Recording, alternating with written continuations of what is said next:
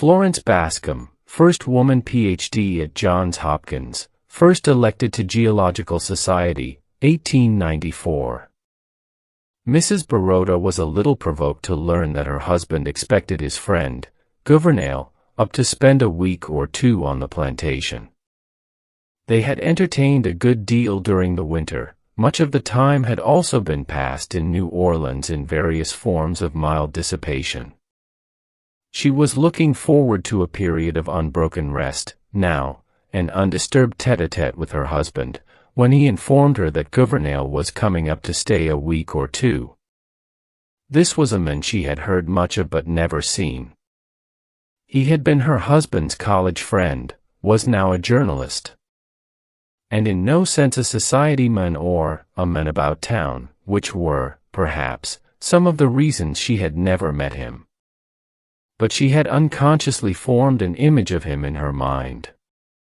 She pictured him tall, slim, cynical, with eyeglasses, and his hands in his pockets. And she did not like him. Gouvernail was slim enough, but he wasn't very tall nor very cynical. Neither did he wear eyeglasses nor carry his hands in his pockets. And she rather liked him when he first presented himself.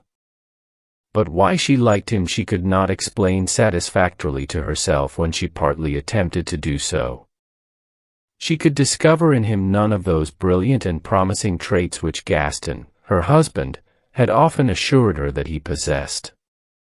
On the contrary, he sat rather mute and receptive before her chatty eagerness to make him feel at home and in face of Gaston's frank and wordy hospitality.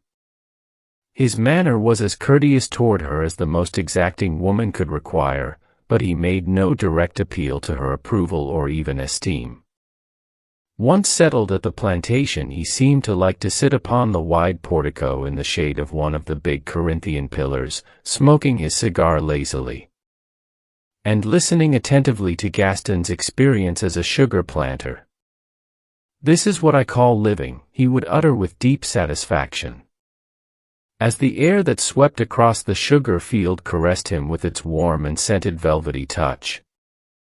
It pleased him also to get on familiar terms with the big dogs that came about him, rubbing themselves sociably against his legs. He did not care to fish, and displayed no eagerness to go out and kill Grobecs when Gaston proposed doing so. Gouvernail's personality puzzled Mrs. Baroda, but she liked him.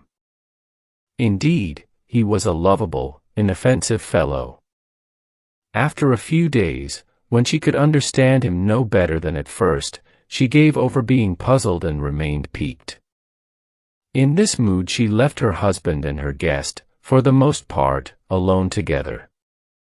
Then, finding that Gouvernail took no manner of exception to her action, she imposed her society upon him, accompanying him in his idle strolls to the mill and walks along the Bata. She persistently sought to penetrate the reserve in which he had unconsciously enveloped himself. "When is he going, your friend?" she one day asked her husband. "For my part, he tires me frightfully."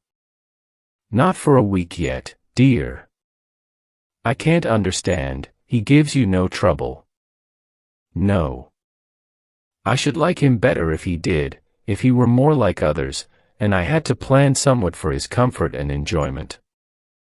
Gaston took his wife's pretty face between his hands and looked tenderly and laughingly into her troubled eyes. They were making a bit of toilet sociably together in Mrs. Baroda's dressing room.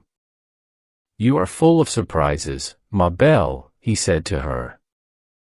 "Even I can never count upon how you are going to act under given conditions." He kissed her and turned to fasten his cravat before the mirror. "Here you are," he went on, taking poor Gouvernail seriously and making a commotion over him, the last thing he would desire or expect. Commotion, she hotly resented. "Nonsense. How can you say such a thing? Commotion, indeed.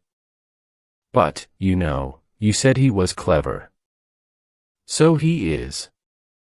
But the poor fellow is run down by overwork now. That's why I asked him here to take a rest." "You used to say he was a man of ideas," she retorted, unconciliated. "I expected him to be interesting, at least.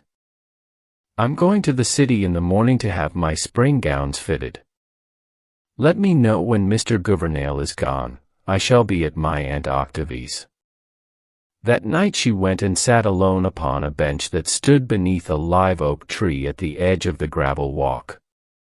She had never known her thoughts or her intentions to be so confused. She could gather nothing from them but the feeling of a distinct necessity to quit her home in the morning.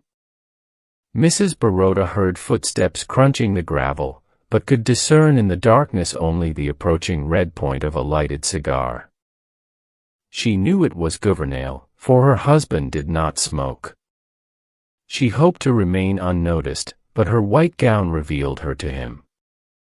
He threw away his cigar and seated himself upon the bench beside her, without a suspicion that she might object to his presence.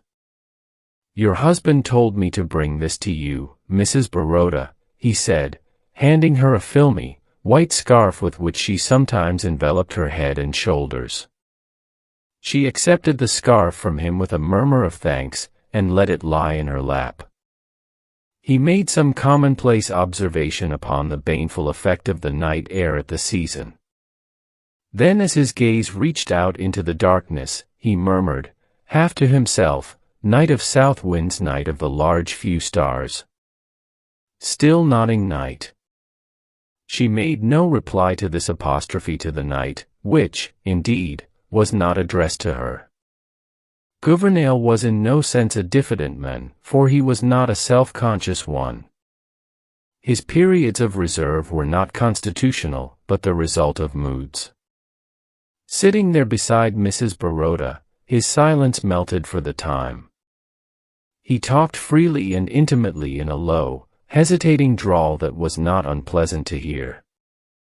He talked of the old college days when he and Gaston had been a good deal to each other, of the days of keen and blind ambitions and large intentions. Now there was left with him, at least, a philosophic acquiescence to the existing order, only a desire to be permitted to exist, with now and then a little whiff of genuine life, such as he was breathing now. Her mind only vaguely grasped what he was saying. Her physical being was for the moment predominant.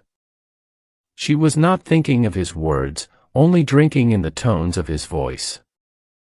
She wanted to reach out her hand in the darkness and touch him with the sensitive tips of her fingers upon the face or the lips. She wanted to draw close to him and whisper against his cheek she did not care what, as she might have done if she had not been a respectable woman.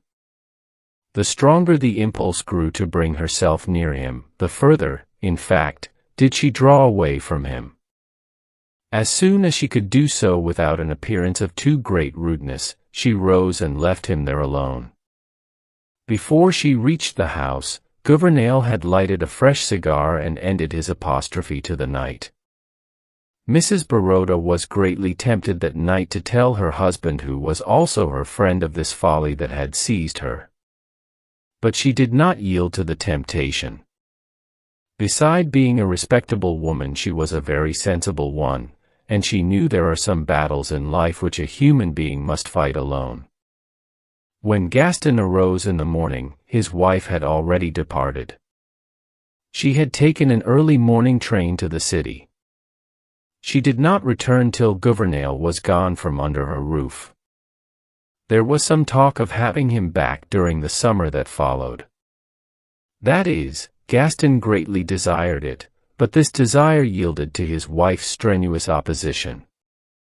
However, before the year ended, she proposed, wholly from herself, to have Gouvernail visit them again. Her husband was surprised and delighted with the suggestion coming from her. "I am glad, chère Amy, to know that you have finally overcome your dislike for him. Truly he did not deserve it." "Oh," she told him, laughingly, after pressing a long, tender kiss upon his lips, "I have overcome everything. You will see." This time I shall be very nice to him.